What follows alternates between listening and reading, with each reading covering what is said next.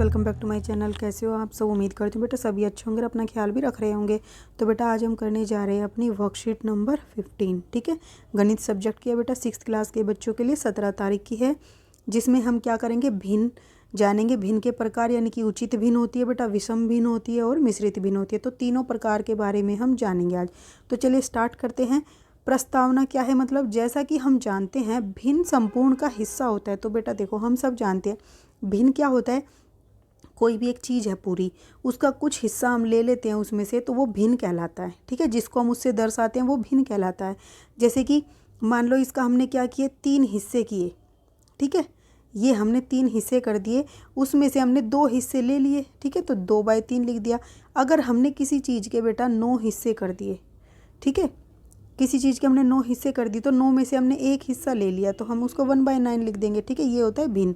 अब 2/3 का अभिप्राय क्या है, 3 में से 2 हिस्से लेना। 1/9 का अभिप्राय क्या है, 9 में से एक हिस्सा लेना। ठीक है, किसी वस्तु के 9 टुकड़े करके उसमें से एक हिस्सा ले लेना, 1/9 होता है। ठीक है, अब बेटा इस प्रकार भिन्न जो एक पूर्ण के भाग को निरूपित करती है उसे उचित भिन्न कहते हैं। ठीक है, अब एक भिन्न बेटा जो क्या करती है, पूरे के भाग को निरूपित करती है। ठीक है, एक पूर्ण के भाग को, यानी कि कोई हिस्सा है उसका किसी एक टुकड़े के बारे में वो बताता है वो भिन्न, तो वो क्या कहलाता है, उचित भिन्न। जैसे कि देखो 5/8, यानी कि बेटा किसी वस्तु के 8 हिस्से हैं। ठीक है, तो उस 8 हिस्से में से हमने 5 को कंसीडर कर लिया, ये 5। ठीक है, तो ये क्या है, उचित भिन्न है। क्यों, इसमें 8 हिस्से हैं और 8 में से 5 ले लिए। ठीक है, और ऐसे ही 9 हिस्से हैं किसी के, उसमें से हमने 7 हिस्से ले लिए। 11 हैं किसी चीज़ के हिस्से, उसमें से हमने 8 ले लिए।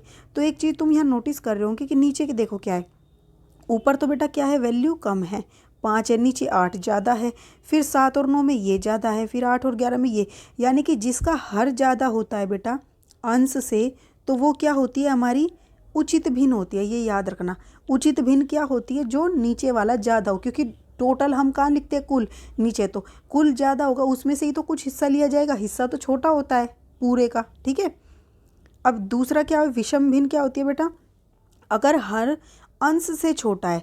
अब ये तो हर बड़ा था, अगर ये छोटा होगा इससे, तो क्या हो जाएगी, क्या ये संभव है, उदाहरण 3/2, क्या बेटा ये संभव है। यानी कि इसका मतलब क्या हो गया कि 2 में से 3 हिस्से, ये गलत लिखा है, 2 में से 3 हिस्से लेना, ऐसा संभव है। तो बेटा ऐसा संभव नहीं है। क्यों, 2 में से 3 हिस्से लिए जाएं, ये संभव नहीं है। क्योंकि बेटा देखो, ऐसा हो सकता है कि किसी टुकड़े के सिर्फ कितने हिस्से हैं, 3, तुम्हारे पास 5 रुपये, और तुमसे कोई कहे कि तुम 10 रुपये दे दो, तो तुम दे सकते हो?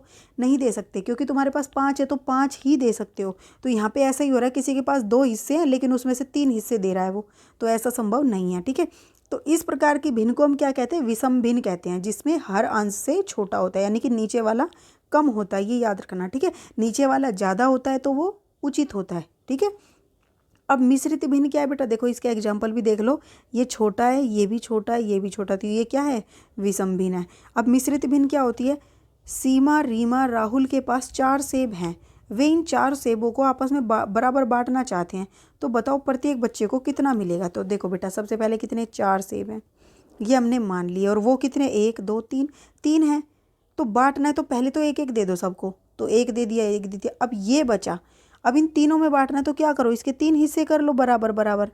तो कितना हो गया, एक तो पहले ही था और एक हिस्सा इसका, तो हम इसको इस तरीके से लिखते हैं।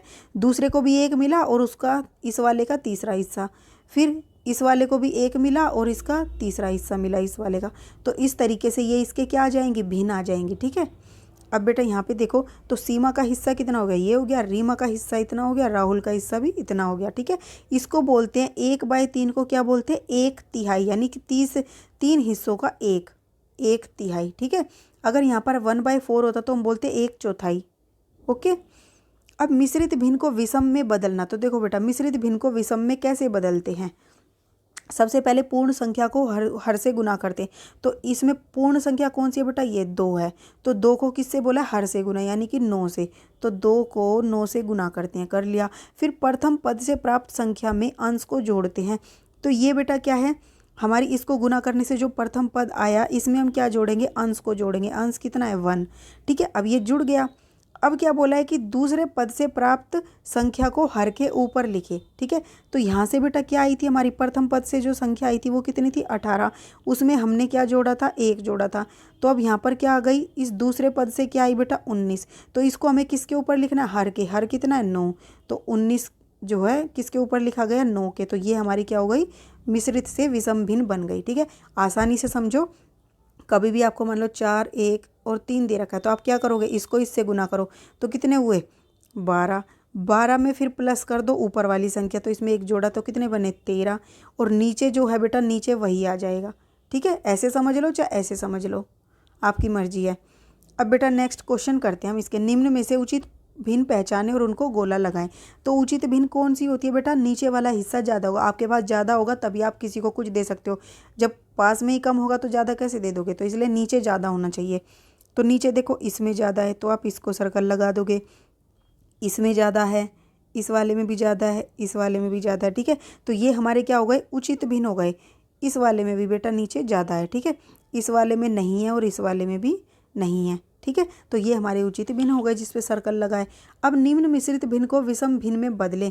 तो ये मिश्रित भिन्न है तो क्या करोगे, इसको करो, कितना होगा 2 तिया 6, प्लस में क्या लिखोगे 1।